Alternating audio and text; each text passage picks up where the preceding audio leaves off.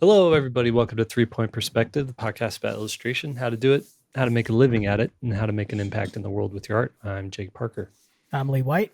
And I'm Will Terry. And all three of us are professional illustrators. We've all worked for all the major publishers in the business. Together, we published somewhere around 75 children's books, and we've all taught illustration at university art schools. That is right. Each week, we come at you guys with fantastic illustrator interviews or questions from people just like you. Sometimes we agree, sometimes we argue, but each time you learn something brand spanking new. That's right. I'm not in the mood for an argument today. I'm going to argue. I've got this mellow chill going on. You seem kind of mellow. You do seem chill, more so than normal. Lately, not just today, even. We just finished our first podcast, which was not recorded, where we got into everything, every topic under the sun. Nuclear energy, windmills, politics.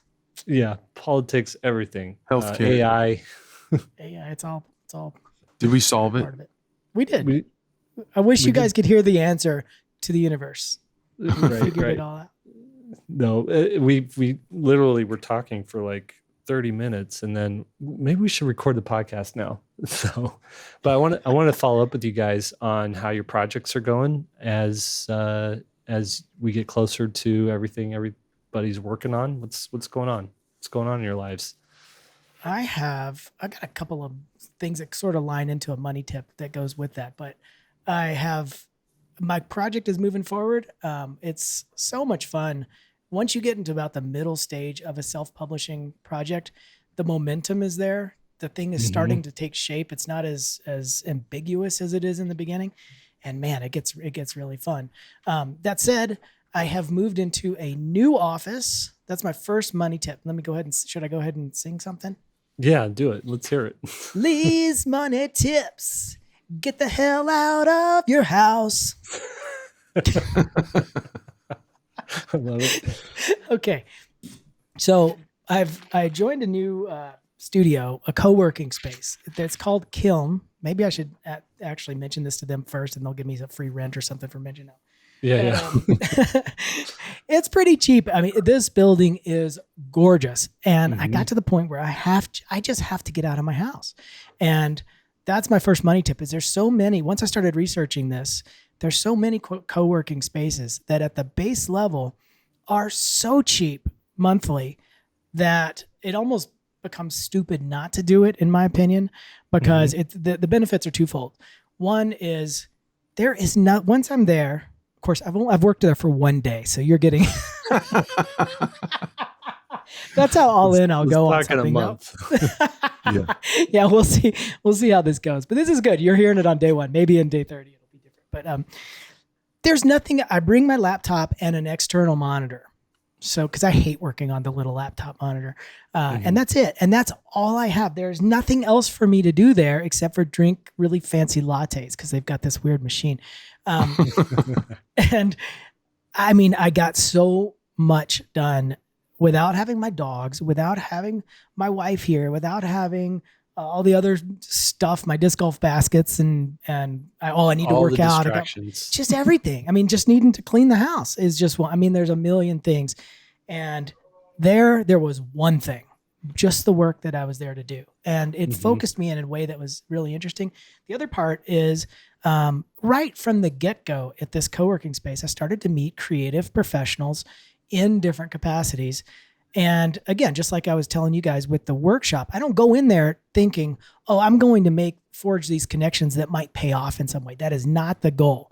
Right. But it's the side sort of benefit where first guy I met was an information designer, an online information designer. So basically somebody who works with what information you're putting out public facing for your business. Well, that's exactly what we do. We have an online business. So he's a direct one-to-one person, but more importantly, he was just a cool guy to talk to. And the second person that I met was a video guy. Well, we do online videos. You know what I mean? Every single person in this place is a creative professional in some capacity that's different than me.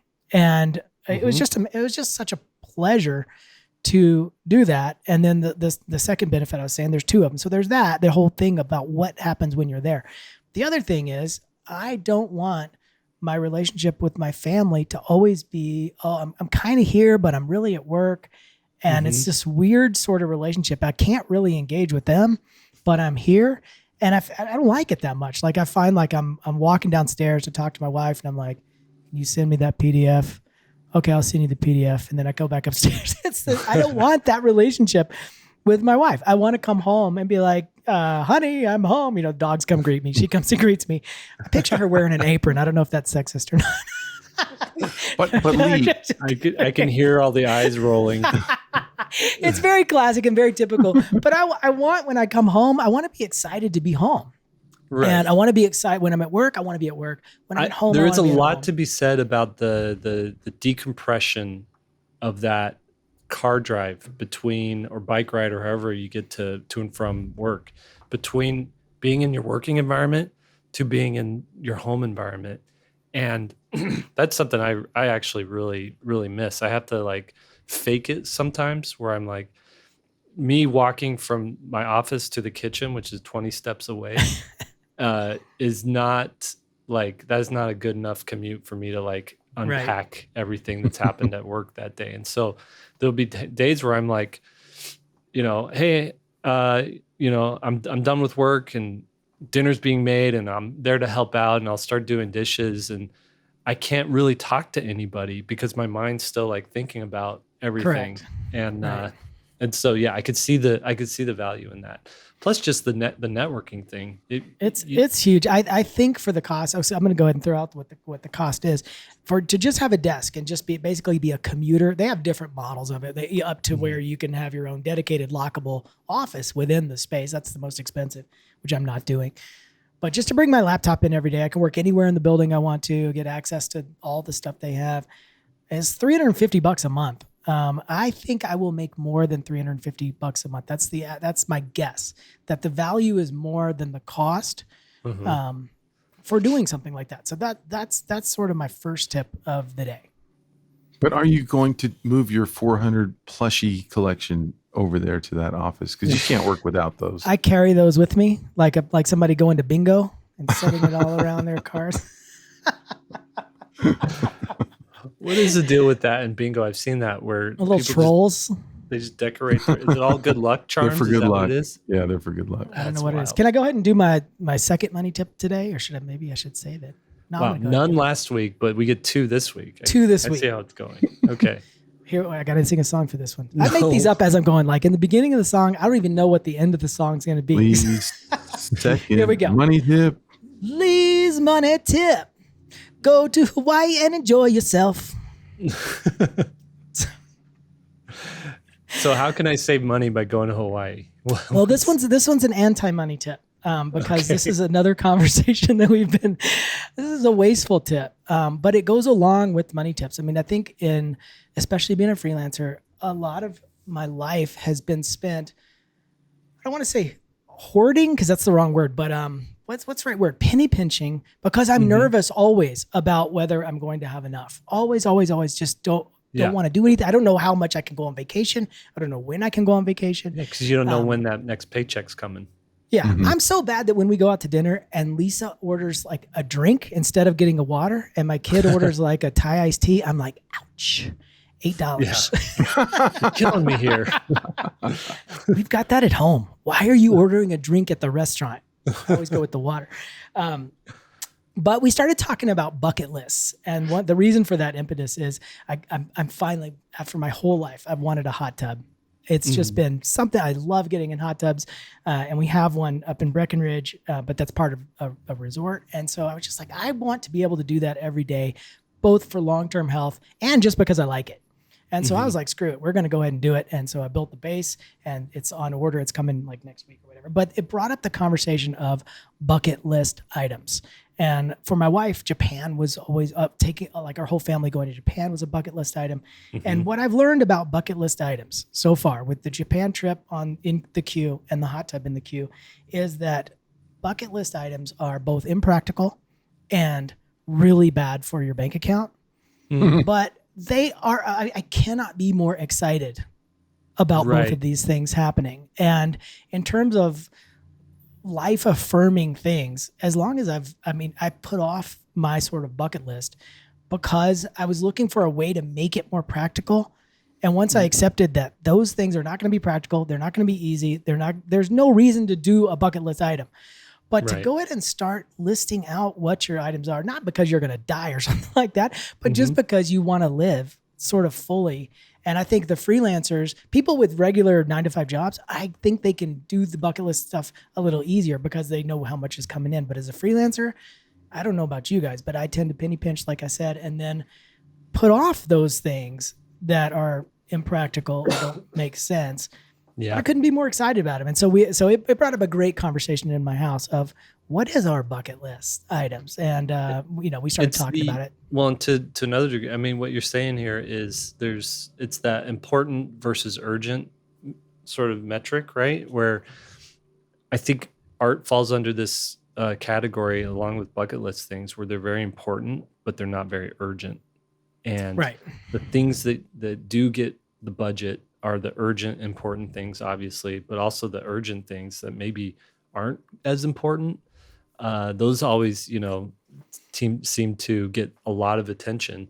Right. And the main problem with creating art or creating something for yourself or doing something for yourself is it is very high important, but the urgency is never there. And so you have to sort of give it its urgency, give it its due.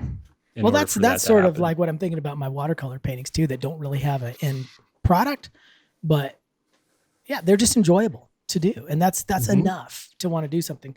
So let me ask you guys before we move on from this tip, what is on your bucket list? Just give me one item each. Impractical, doesn't make sense, but you want it. Well, you go first because I know. Well, I've always promised myself that I would go to Tahiti. So that's going to happen. Nice. I don't know when, but that. Why Tahiti? It's kind of embarrassing, but I used to buy Island magazine when I was a kid. When I was a teenager. I don't know what that is, but they had a magazine called Islands, and they just would highlight different islands, and it just I don't know. You wanted a catamaran for a while too. So beautiful. Yeah, I wanted this big sailboat. Those are good bucket list items. I mean, definitely not practical, but so yeah, that's a thing. The other one, can I give two? Yeah.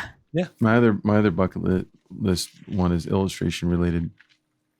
I want to have a huge hit with a self-published project that's just like life-changing money. That's kind of a right. That's more of a. I don't know if you can actually put that on a goal, bucket not list, really a bucket list, but a finance goal. It's a dream. Yeah. Right.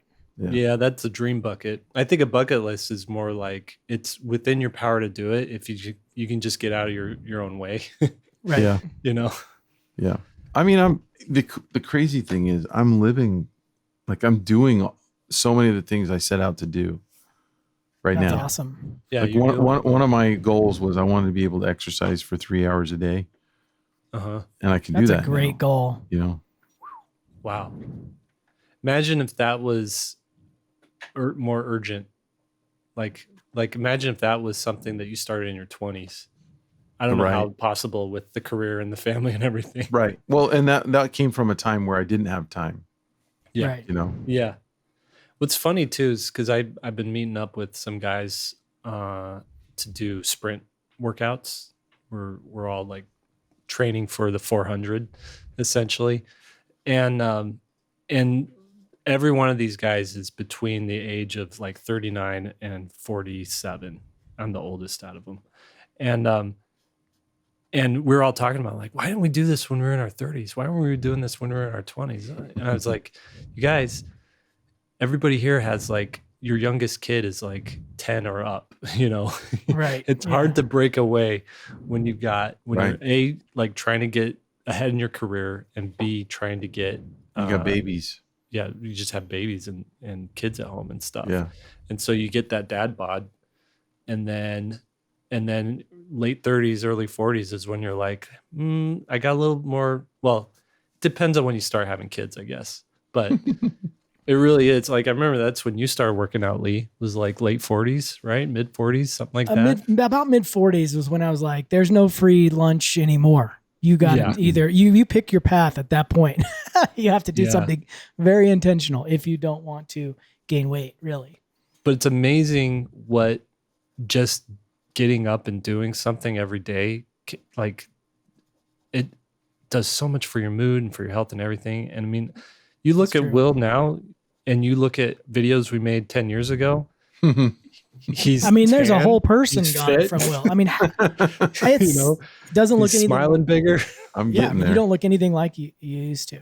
Yeah, Get busy living or get busy dying. It's kind that's of true. That's Yeah. true. Yep, yep. This So my turned in- practical tip for people, because you may be like, "Oh, that's great for you guys." That's the comments we'll get on YouTube. It must be Yeah. nice for you to go to Tahiti, but we're still trying to. The practical. I don't have money to do most of the stuff on my bucket list right now, anyway. But there's a certain amount of energy and excitement that gets from just starting to think about what would be on the list. Mhm. So if you're in a position where you can't do it now, maybe you got young kids at home and everything's impractical or expensive, is just start making the list and start thinking about how your life is going to pan out, and the things that you want to do.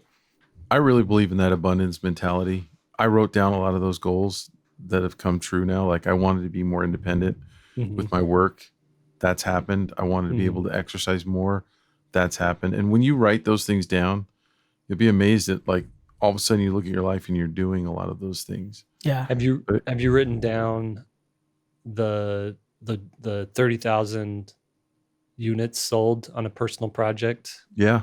goal? That's Oh, written that's down. nice. All right. Yeah. Then I know it's going to happen. Manifestation. That's right.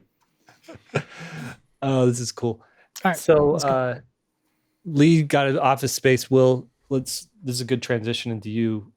How's your project going? Oh, Have you announced it officially yet? I did on my YouTube channel. I haven't Okay. on social media, but Let's talk yeah. about it So here. my card game is in full swing as far as the pre-launch goes. We'll be launching our plan right now is October 1st for the actual launch on Kickstarter, and we have spent I've spent about $6,000 on Facebook ads, and we've got about 2,600 people that have signed up with their email they want to be notified on launch, and about 250 people that have actually done a $1 reservation for the expansion pack. So It's really cool. pretty cool. It's fun to watch all this stuff happening. It's like So we're doing Self-Publishing Pro, our second round, starting in September, and this is like the perfect alignment between Will's self-publishing project and people learning how to do their self-publishing projects. And I'm so excited for like the download of information that you're gonna have on how to get this card game like out there and sold and everything. It's really exciting. So it's cool. A lot of fun, a lot of learning, a lot of work. And I've realized on this project the making of the game is about a third of the work. The marketing Everything is about else is 2/3. Yeah. So many things to do. So I've been working on a graphic novel for a major publisher, and it's due at the end of the year, and I've just been chipping away at it. It's 252 pages long, and I just inked page 65 yesterday. And one of the things I was telling Will, I was showing some of the artwork before, and I was telling these guys, one of the crazy things is like, I knew this project would be hard, and I knew that it would be like, not just hard, like to get all the work done in the amount of time, but the actual subject matter, these characters that I'm drawing are very complicated. I knew it was going to like push me a little bit in my artistic abilities, but what I didn't, I'm so dumb. I should have realized this, but I'm actually feel like I'm leveling up as an artist doing this. And it reminds me that if you just sit down and do the same thing over and over and over again for months straight, you're going to get better at it. And so there's a lot of people, and I get questions and people asking me like, I just can't see myself improving or ever getting to that, particular level that I want. And I'm just, I needed this reminder. And so now I'm passing this reminder on to you that if you just sit down and like draw and, and do it consistently daily, you actually get better at it. And I don't know who needs to hear that today, but that's my message there for you. This project is another little lesson learned here. I let some things get in the way. I had sort of like a page count that I had to get done every week, and summertime was weird. And you go off on a trip here, and then we've got some SVS stuff that's really been creeping into the rest of my week, and so I wasn't reaching the numbers every week that I was supposed to get on these pages. And I realized when I did the math last week, or what's it, 2 weeks ago, I was like, holy cow, I'm a month behind. Like, I didn't realize if I'm going to hit this deadline, I can't, there's no physical way unless I don't sleep for me to hit it. And so I sent an email right then to the editor, the art director, and my agent, and CC'd everybody. And I said, hey guys, here's an update. Here's what I've completed so far. And here's the reality is I'm going to miss my first deadline by a month. I just want to let you all know that. And immediately, I would say within a day, the art director had called me. He's like, okay, tell me for real. Like, don't BS me. Are you going to hit that deadline or not? And I said, no, it's really going to be like the final deadline. He's like, if you're a month behind now, you'll probably be a month behind at the final deadline too, right? And I'm like, you know what? You're probably right. He's like, okay, I just want to know. It's no big deal. It's better that I know now so that we can adjust things and work on things and fix things instead of you rolling up a week before the deadline and saying, you know what, guys, it's going to be another month. He's like, that is bad. And that is going to be hard for our relationship working with you, but also hard for the rest of the team. And so my Jake's working tip is if things start to go sideways, keep the team that you're working with in the loop right away. They would appreciate it. It's the right thing to do. And if anything, I should have let him know when I was 2 weeks behind or a week behind, just to keep them updated on that. Just a question on that, like, yeah, you work really fast and really good. I don't know. That was really gooder than most people. Do you think that most people would have made the deadline? Was their deadline unrealistic? Yeah, so that's what he said. He's like, no, I totally understand this, Jake. First off, I'm amazed that you've been able to keep it. He's like, the pages that we're seeing from you are at such a high level. I can't believe that you're as far as you are with this amount of quality. So he's like, that's super impressive. And he's like, for this particular book, we don't want to sacrifice quality. So, if we can maintain that level and be a month behind, that's something we can work with. But it did make me feel better. He's like, you're doing something that is not all of our artists can do. So he was like thankful for that. And it made me, I felt a little bit validated too, because I'm sitting here like, just nose to the grindstone on it and thinking, is it worth it? Like, should I even draw this tree in the background that well, or should I just scribble it in there? And that's amazing. That's cool that he's had the vision. But does that also mean that some of his projects, they don't care about the quality? I think so. I think they just need to get a book out. Yeah, get that out. Yeah, different levels. So because this book is an adaptation, so it was a novel that was written and put out, and now I'm adapting it to a graphic novel. And so there's and that original book was really well received, and I think they just want this to be at the same level, so that it's well received as well, not like a cheap, cash out, like, hey, here's the graphic novel version, but like that this could kind of hold its own. Cool, man. So, all right, we got some questions here. Should we get into it? Let's do it. 30 minutes Let's do later. Yeah. First one comes in from Diana. She is a Germany-based full-time illustrator since 2022. So a couple years into her full-time career, which is cool. Question is advertising illustration still a thing? And here's the context. What problems does advertising illustration solve nowadays? In the old days, the answer is clear, but in today's world, with the wide technological advances like video and AI, what can illustration do for advertising?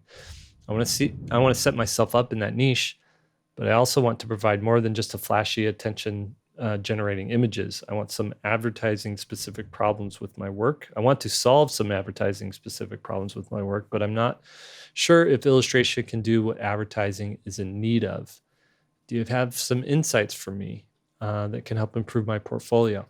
So that's a great question. And this is one of those where I'm like, let's look at the landscape of advertising illustration right now, or advertising in general. And I want to pull up I got some stuff to pull up as well. Okay. So let me just pull up her portfolio here first. And you could see that, just to describe the style, what's great about this portfolio is she's like doing some solid illustration work, but she's doing it within the context of how you would expect it to be used in advertising. So there's like a girl here, a woman here that's like in a swimsuit or like active wear, workout gear or whatever, and she is surfing or skimming on Fanta, which I'm sure is like a version of Fanta, like a drink of some kind. Wow. A soft drink of some kind. Yeah. But it's illustrated, and it does show like, oh, this is kind of cool. And it's not a photograph, so it is eye grabbing. And then there's some other images here of like, I don't know what this is for, but it's like a crystal uterus. And we've got a fox, almost looks like an album cover, but this is a great portfolio. And I could definitely see an art director who is looking for an illustrator for their ad campaign to have this person like on their short list of people to contact. That said, let's go over here. I'm on Behance now, which is essentially a place where anybody involved in the visual arts is posting their portfolio work. And there's a section called advertising. There's different sections: product design, fashion, fine arts, crafts, architecture. I clicked on the advertising one. And as we scroll down and look at all the advertising projects that are posted, in the first page, I'm seeing one illustration, and it's maybe 20 images per scroll. And I'm having to scroll. I saw one up there, I think a little higher on the left side. Right there, that blue one, down that one, and then down on the left. On the left. Right here. Yeah. Yep. So I'm seeing maybe there's another 10%. one. I'm seeing one illustration project per 20 projects. 5%. And what's interesting about this is it's a lot of photography. It's a lot of like CG manipulation of photos. A lot of really highly doctored photos to make them look like polished and interesting. A lot of 3D models are going on in there. And not a ton of illustration. However, when it is illustration, it's like very, very specific. I'm not seeing a ton of like the same kind of illustration. Right. So what this tells me is, God, that's a weird ad. Yeah. Well, they're probably gonna put like a sign inside the mouth there. Yeah, so what we're looking at are these highly rendered cartoon baby. It's like a Christmas campaign. So there's like a nutcracker, a reindeer, a Santa Claus, a baby, and it's an advertisement for milk. It's everybody who wants to drink milk with their treats at Christmas time. But so when I look at that, I think um, doing advertising illustration is a job. It's like a gig. It's not a career. So you're going to get, if 1 in 20 jobs is an illustration job, this is just back of the napkin math. You're saying right? it's part of your income, but not the whole. Well, and if 1 of 20 jobs is an illustration job, but then 1 out of 100 is the same sort of style, you're not going to be getting consistent illustration work doing advertising. Most likely, a more reliable, I think, way to work in advertising is as a concept artist, because they're going to need people storyboarding. They're going to need people sort of figuring out like the look and design. I'm going to argue. However, one caveat to that nowadays is I know a lot of these advertising agencies are turning to AI for a lot of the conceptual stuff too. We're not saying that we approve of that or that we want that to be happening. Or that we have any opinion on that topic. That we have any opinion other than we're just I have an opinion on it. I think it stinks. But so what I was saying essentially, and then I'll let you go, Lee. It was bad before and it's worse now. Like, you're not going to get much work. You weren't going to get much work in the last 20 years doing advertising illustration. And now that there's AI, it's infecting everything. There's even less possibilities. So I'll leave it at that. I will say Jake's wrong about all that.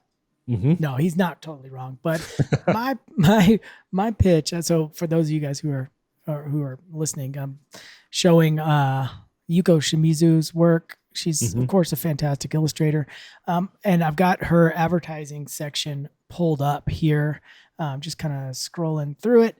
The thing that I've noticed about advertising, how advertising has changed over time. Advertising used to be in the, let's just say, mid to late 80s, 90s, and early 2000s is, it's that orange on the carton of an orange juice container that is, bursting with orange goodness. Right. Yeah. And they just don't, I think photography's come along enough way. AIs definitely can nail that better than you can.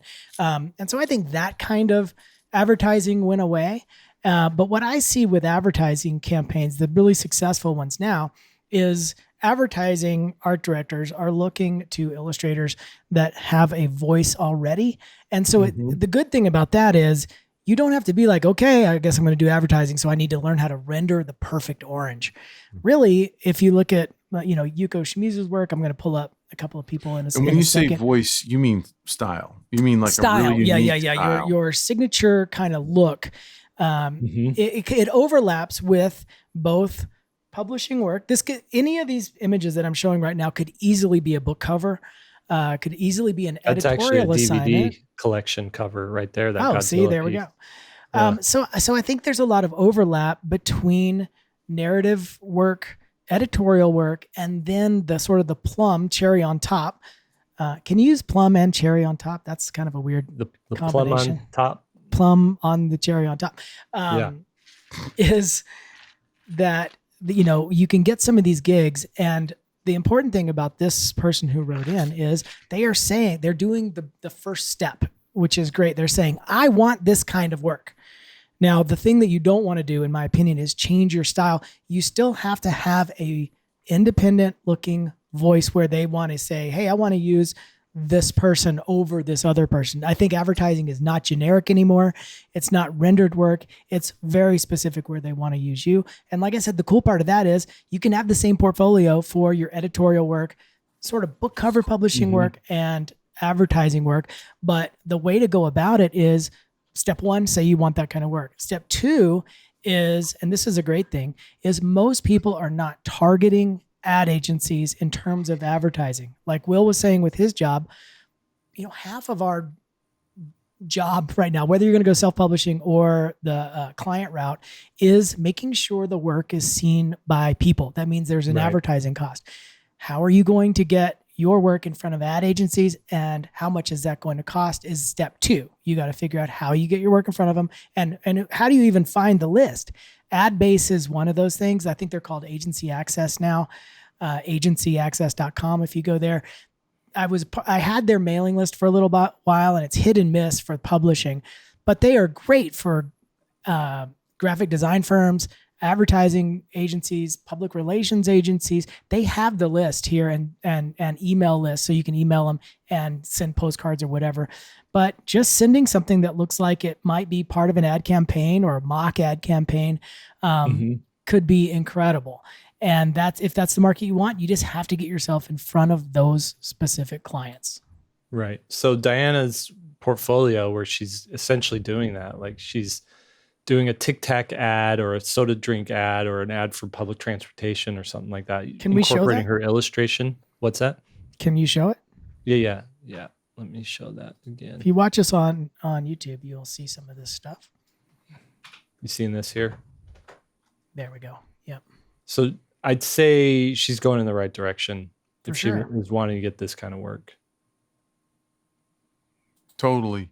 And I think her instincts too, it's like, an art director's job is to essentially make the client happy, and the client's happy when their ad campaign either makes them look good or makes them a lot of money, right? And part of that is how do we shake things up here? How do we get people's attention in different ways? And seeing this essentially a pitch as, hey, I'm your person for going in a different direction with your advertising is the one thing about that though. Her portfolio for advertising looks to, in my opinion, almost like what an agency's web page would look like. Here's a bunch of ads that we've done in house. They all have a different style and flavor. I guess I'm not the person to ask because I don't know enough specifically about advertising portfolio, but I would worry that it's a little bit of a jack of all trades kind of looking portfolio. I guess my question is, should she focus on a style? Because there's a couple at the bottom, with the hammer smashing this shape into that one right there. Yeah, like that's a killer style. It works for editorial. It works for advertising. That's much different than illustrating these like almost polished rendered apples, or like that first one with the mint ad. So I'm seeing a couple of styles. I guess the question to ask somebody who knows more than I do about this particular genre is it better to have more versatility in the portfolio or not? I don't know enough to make that call. See, and I come from the school of like you pointed out, Yuko's portfolio is, she's like, this is my style. This is what she's saying, right, to the advertising world and to the editorial world and to any other market in illustration. Is like, this is my style. If you can figure out how this style can help sell your product or promote your idea or whatever you're doing, then I'm your gal, right? Right, exactly. Versus what this portfolio is saying here is, I got lots of styles. I got many different styles. See if you can, if one of these is right for you, but none of them are maybe, I don't know. They're I'm not going to be known for this, for my style so much as I can make this work. I can do kind of what you're wanting to do. And I come from the school of more like figuring out your style and then getting work from lots of different markets. And in addition to self-publishing projects on your own. And I remember in the 90s, there were a lot of advertising illustrators, people that I knew, and all they did from morning till night was advertising illustration. Then there was a shift probably in the early 2000s where the market just kind of shifted away from illustration as much. Nothing is an absolute, right? So I'm not saying that there's not a big market still in advertising, but it seemed like it really shrank. And all those guys that I knew that were doing nothing but illustration for advertising, they all got put out of business because they couldn't get enough. And they were big names, some of them, Yeah. So I don't know, like there were back then too, there were editorial illustrators that just did magazine work, and you have like people like Robert Newbecker who he didn't even know there was advertising. He didn't know there were children's books. He didn't know that there were other markets. I mean, obviously he did, but I mean, like, as far as on his radar, Newsweek was keeping him busy. Time Magazine, all these different. Mm-hmm. He was a political editorial illustrator, and they kept him completely busy. Then that market changed. I think the smart money as an illustrator is to say, I'm going into this career, and I don't know what the future is going to look like. Mm-hmm. It's because the landscape's just constantly changing. It's moving. Markets are expanding. Markets are contracting.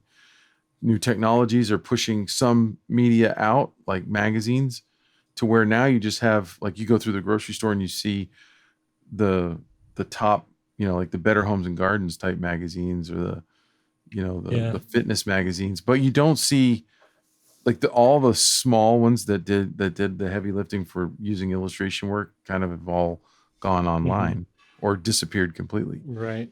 So same with advertising. So to say, well, will AI take this market completely out? I mean, everything is constantly changing. So your job as an illustrator is not just to make really cool artwork.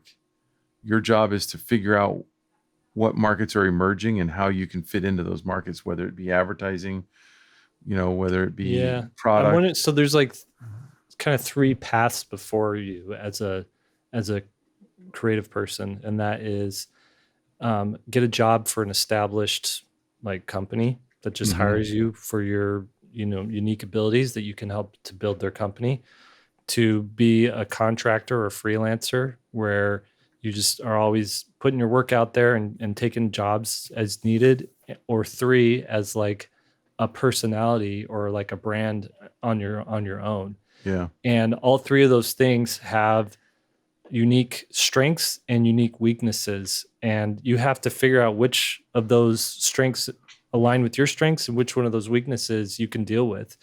Because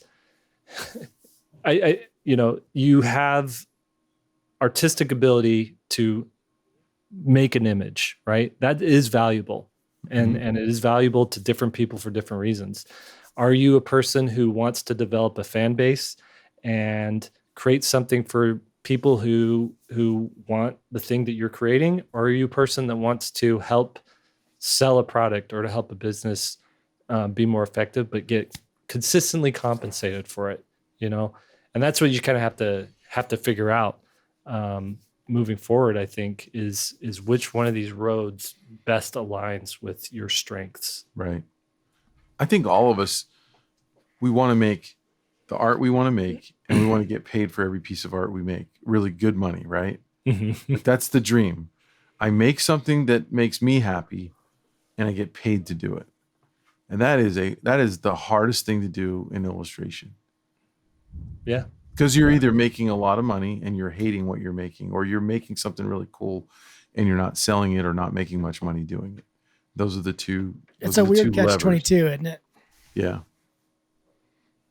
Yep. Next question. Okay, this comes from Andrin. This is I like how we've got different levels of ability and levels in career going on here. And Andrin says, stop daydreaming and start drawing. I often find myself daydreaming about projects I'm working on. While sometimes I end up with a nice new idea, mostly I dream about a future in which the project is already finished, and of course, everyone loves it. This gives me an odd feeling of satisfaction in the moment without actually having finished the project yet. I think it probably slows down my progress. Do you also have that? And do you have strategies to stop daydreaming and start drawing? Greetings from Europe. Love your podcast. That's a great question. I'll fall into that daydreaming trap as well. Like, just dream about it and, oh, wouldn't that be cool? But at some point, this project has to be completed and put out into the world. And so how do you get from the dream to the reality? The problem is once you start making it and working on it, that dream seems farther and farther away, because the dream never is fully fleshed out.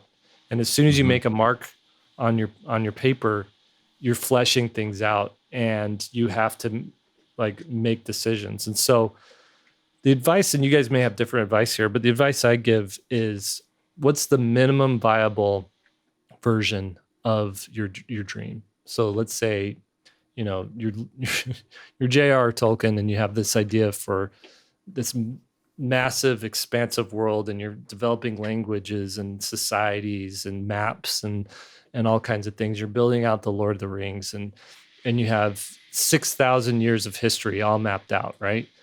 Well, what did he do before he did any of that? He wrote The Hobbit, and The Hobbit's self-contained, and it's one story about one little guy who finds a ring and gets some gold from Dragon's Mountain, right? And it's nice and it's tight and it's a great little story, and it was sort of like proof of concept for a bigger built out world, the Lord of the Rings. But he did not start with the Lord of the Rings. He didn't build that first. And so I think for you as an artist is figure out what that big thing is, and what's, like I said, what's the minimum viable thing that you can make for it? Is it a 5-page story? Is it just a pitch for it? You know, is it character designs? And as soon as you start making those things and getting little wins because you've actually made a thing, it feeds into you wanting to create more and create more. And then the dopamine hit comes from finishing a thing instead of daydreaming about a thing. I think one of the things you got to do, like I think what Jill's, which I mixed Jake and Will's name, made Jill. That's what I'm gonna start calling both of you, Jill. The problem is when you start actually, like Jake said, putting pencil to paper or paint to a board or whatever, is that it doesn't equal sort of the magic that you have in your head. There's reality of your ability, and then there's the daydream. Then the daydream, like Jake said, it's always kind of blurry, not totally fleshed out. And you're like, oh, you're just picturing how great things can be. And I even do that when I'm thinking about writing a story. The story's not fully finished. I don't have an ending, but it's the best story ever in my head. And then I start trying to write an ending, and then it starts to become clunky and it's not as great as it was. And to get past that reality versus idealizing what the project is just something that you got to figure out how to do. It's never going to be, once it's down on paper, it's never going to be exactly what you thought it was going to be. And that's sort of why I embraced watercolors, because it offers me something that I didn't think about, and maybe it's different than I originally thought it was going to be. Ends up, it's just really hard to match that sort of dream. So that's step one, is acknowledging that it might not match what you have in your head, and that's okay. And then the second one is give yourself a realistic schedule of making things. And so I've got all these sketches of things that I want to paint. I mean, it's at this point, it's at least 100 paintings. And sometimes that can be overwhelming, because I really do want to do all of them. I'm excited about them, and they're not abstract anymore. I actually have little sketches of them. I think they will work as an illustration. Now the problem comes, which one do I do? And so at the beginning of the week, I sit down and I think, this is the one that I'm going to do this week. You just have to make a decision. And I pull that one away. I copy it. These are mostly digital sketches and stuff. So I copy it. And then that's the one that's on my desktop. And that's the one that I'm going to do this week. And there's no going back and forth. There's no daydreaming about another project while I'm doing this one. I do this one first, and then, to some degrees of success or not. And then I start daydreaming again. I'll do some more sketches.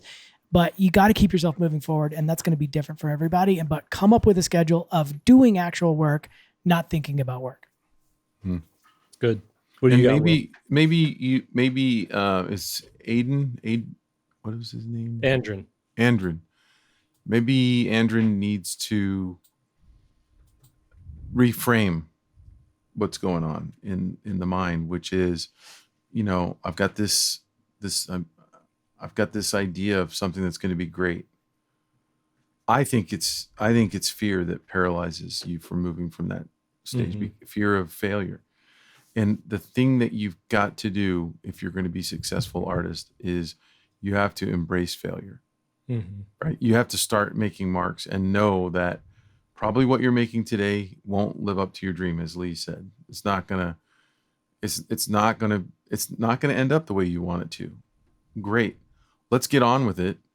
Get this project, these drawings out of the way, get a bunch more out of the way. And over time, you'll start painting your dreams, and the things that you come up with will look a lot more like what you want them to. But you've got to get to that point where you're not paralyzed. That's what I see as paralysis there, in this question. And the way to get over that is really to just understand where you are and understand that it's a long journey and embrace that journey.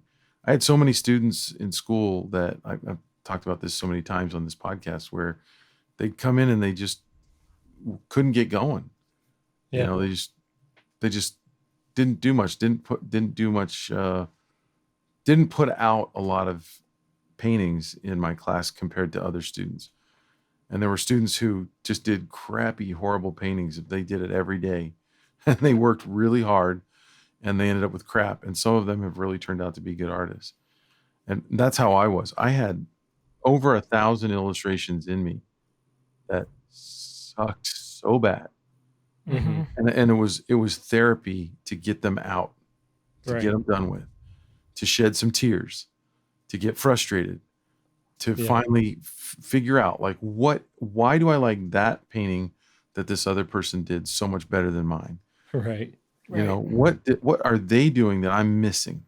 And when you start finally getting frustrated with your current level of output, because that paralysis, that I used to have that. And I don't anymore. Like when it's go time to draw, I just am so excited. I just want to get going. And I know that I can make something happen. And if I start making little scribbles and sketches and I'm working on a character, for instance, and I don't like it, I throw it away and just like, that was good. Get that out of here. Let's start another one. Right. Start another one. Oh, I like what I've got going. Let's build on that. And then pretty soon you're sitting there with a piece of work that you did that didn't exist in the world at the beginning of the day. And now at the end of the day, you've got something that is going to be great. And that just doesn't come overnight. It doesn't come in a year. It doesn't come in 2 years. For most people, it doesn't come in 5 years. For me, it took 15 or 20 years to get to that point, which is a huge investment. It's a process. It's a huge investment. And in fact, don't you guys think that it's a bad gamble to bet on yourself where it could take 15 years? Like, think about the other things you could be doing with your life, right? The more I look back on my career, the more I'm just like, there's so many easier ways to do this thing. And yet I'm the most fulfilled having taken the path that I took. That's true. I tell you this, I mean, Will, you can kind of probably attest to this as a teacher when you were teaching full time at the college too. I had a lot of students. Well, let me preface this with, I think there's a certain amount of comfort in knowing that something is a problem for everyone, not just you. Mm-hmm. And I had a lot of students when as I got into the junior, senior level of college projects, that's where you get into bigger semester long things, portfolios that are themed, gallery shows that are themed, a book publishing project, something like that. And I can't tell you how many people at the midway point of a semester wanted to bail from the idea that they started. Yeah. I mean, it's almost clockwork. Because you get to that hard point and it's easier to change the idea than to work the problem. Right. Exactly. Right. And so you've got to force yourself to stay in there and work that problem. That's exactly right. Even if the outcome isn't what you thought it was going to be. I mean, I would say it's probably 90% of people who at the midpoint wish they picked something else, because now it's hard, right? The idea is gone. The motivation is gone. The newness and freshness is gone. And now it's just plain work. Now, there's a distinction there, because what I'm talking about, and I hope we're talking about the same thing, is you give yourself an assignment, or you've been given the assignment, or let's say you're given an assignment and you've picked a certain way to solve it, right? Like a certain subject matter to solve it with. But you can come up with a stupid idea and you need to change from that idea, but you stay on the same theme of the project, right? You're not changing a whole, like for instance, like I've had some kids were doing a book cover, and so they decided to do a book cover for let's say Jack and the Beanstalk, and then the going gets tough, and then they decide to switch to Little Red Riding Hood. That's what we're talking about. Mm-hmm. And correct. Not that you're not going to change a project or change things that aren't working. Change the thumbnails or the design, but you're going to stay on Jack and the Beanstalk until you dang well come up with Right. something that's pretty good. Yeah. Right. But I would say a project goes through sort of three phases. It is the daydreaming step, which is essential, like this step one, right? A daydreaming, deciding to do it. And then I would say there's a viability phase that I go through. There's a bunch of books that I sort of had a brief moment of excitement about. I got into it, and with the sheer intention, not of doing the whole project, but to see if I'm interested in this project, to see if it has legs. When I was talking to Google a long time ago about being their doodler, I did 8 Google Doodles to see if I would want to try to incorporate Google into the illustrations every day. Yeah. And the answer was no. So to speak to Will's point, it's a great point to bring up, actually.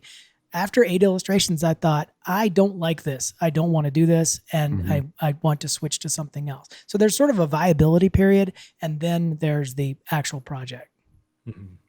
I think too, there's one trick that you can do to get yourself out of this daydream phase and into actually, rubber hitting the road. And that is, you need to have some sort of accountability. So you need to either join some kind of community where there's a bunch of artists that you're accountable to and saying, like, announce your project. This is what I'm working on. And them expecting to see results from you. So that's one way to do it. The other way to do it is to set a deadline, like a hard deadline that's related to some sort of event where you have to show everybody the thing that you've been working on. So it could be booking a gallery a year from now where you're going to show all the concept art and all the work and sell your book 1 year from now at this thing. Well, once that's booked, you're on the hook, and you can put money down, and you're gonna work on it because you got to meet that deadline. Or it could be that you're gonna go to Lightbox or San Diego Comic-Con, and you want to have a portfolio ready with you of work that you're doing, or you want to have your pitch ready, or you want to have like a little mini comic that you can give away to friends or sell at a table or something like that. And once you set that deadline, well, Comic-Con's going to be in July. I better get, the only way I can finish this is if I work on it every month, a little bit every month until then. That I think is also a missing puzzle piece to what we've been saying here, is that there's some sort of accountability that needs to happen. All right. I think that's it for this episode. We had one more question. We could save that for another. Yeah, we can push that to another time. Let me just real quick, for those of you guys who made it, I want to do a quick little announcement. We've got some big stuff happening at SVS. We're not going to give you the full platter right now, but we are changing SVS, basically SVS 2.0. We're leaning into a lot of different stuff and just the general idea of what we're doing. There's all kinds of different stuff we're going to do, but leaning into a more personal experience for education, meaning, have you guys ever taken an online class and then sort of got either A, not started it? That's what most people do with an online class, or B, gotten about halfway through and you don't know what to do. Really, what we've learned over the years is people want feedback. People need feedback. And we're making SVS a lot more social. There's going to be a lot more interaction between students and also between students and instructors, live draw-alongs, live demos, even live 3-Point Perspective podcasts where you can ask questions. So there's a lot of new stuff coming up in the fall. I just wanted to throw that out there.